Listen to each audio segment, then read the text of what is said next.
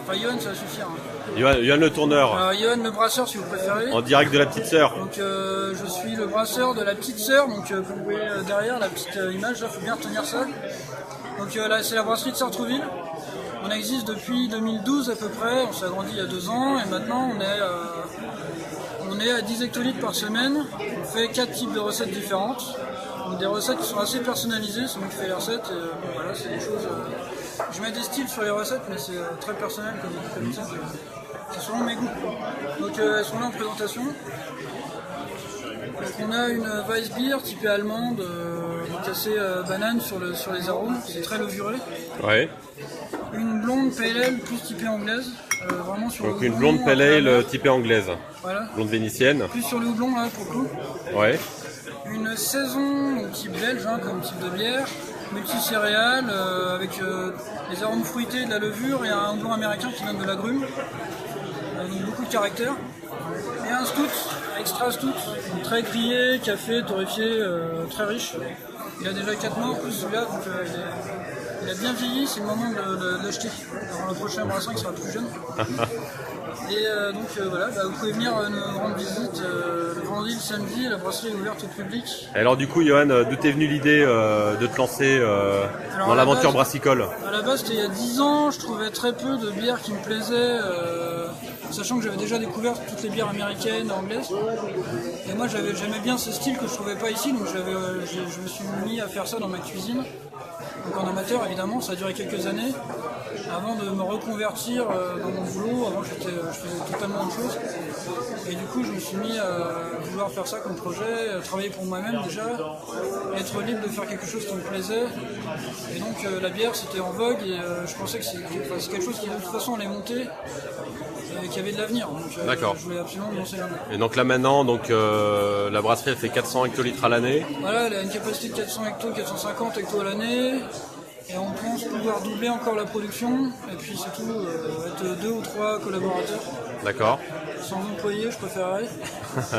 et puis voilà, essayer d'avoir des vacances bientôt. Et quels sont donc des vacances et aussi quels sont les prochains produits que tu prévois de brasser? Alors pour cet été, j'aimerais bien faire une petite Craft Series Summer. Ouais. Series, Ouais, sympa. avec une gingembre à base de blanche. Gingembre un peu épicé, vraiment épicé à base de blanche. Hein.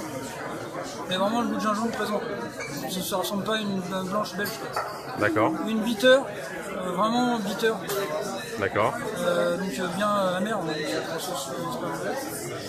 bien résineuse, sèche pour cet été. Et une sureau, parce que c'est blindé de sureau dans mon coin là-bas, sur le bord de Seine là. bien, ça. Donc une bière de sureau à base de lager. Vraiment des bières rafraîchissantes, assez légères, mais avec chacun un caractère très différent. Ok. Ok. Est-ce que tu peux nous faire une petite dégustation en direct Moi Ouais. Non, mais avec nous aussi, hein, bien entendu. Hein. Ah, c'est là. Alors oui. Genre sur par exemple la noire ou. Mais vous avez déjà une dégustation, c'est comme ça que vous arrivez à en avoir une deuxième. Ah bah voilà, c'est ça, c'est ça. Le truc maintenant, c'est le film. Alors, on va faire avec ces messieurs dames. Alors, je vais faire goûter. Non, mais alors moi j'ai goûté le week-end dernier, mais. Alors, on commence par la blanche. Alors la Weissbier, donc très pâle, très blanche, c'est une D'accord. bière de blé. Hein. Ok. Donc il dégage pas mal d'ester, banane un peu. Je vais ramasser.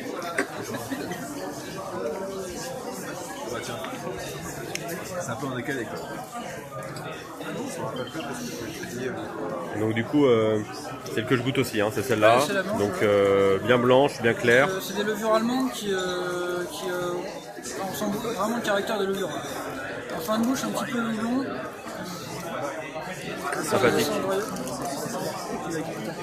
Sympathique.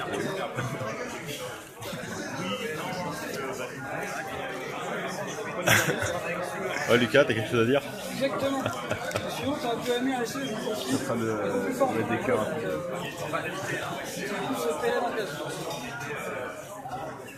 Donc voilà, donc c'était C'est la blonde vénitienne. la blonde vénitienne. Elle est un peu foncée. Ouais. Quoique en fait, on l'a appelée comme ça à Bougival. On était à Bougival avant, parce qu'on est à Sartreville, mais parce que l'eau était très calcaire et ça fonçait les couleurs des bières. D'accord. Donc on avait une blonde qui était limite ambrée. Ok. Maintenant à Sartreville, on a une eau qui est beaucoup moins calcaire et la blonde est redevenue blonde. D'accord. Mais on l'a gardé le nom vénitien. Qu'est-ce que vous en pensez, monsieur? Une pale ale Je dirais qu'elle est non filtrée. Hein, Oui, elle est totalement. En ce moment, on a un peu de tout. Donc...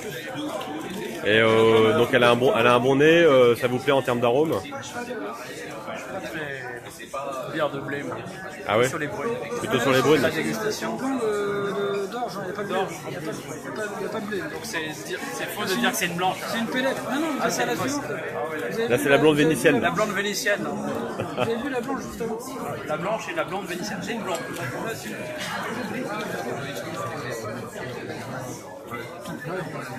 Donc voilà, en direct du salon des brasseurs, des brasseries artisanales parisiennes. Bon bah Johan, merci pour la petite présentation. Et bah, de rien. Et on se retrouvera à la brasserie de Très Sartreville. bien, ouais, carrément. Super, merci beaucoup. Ouais, de rien.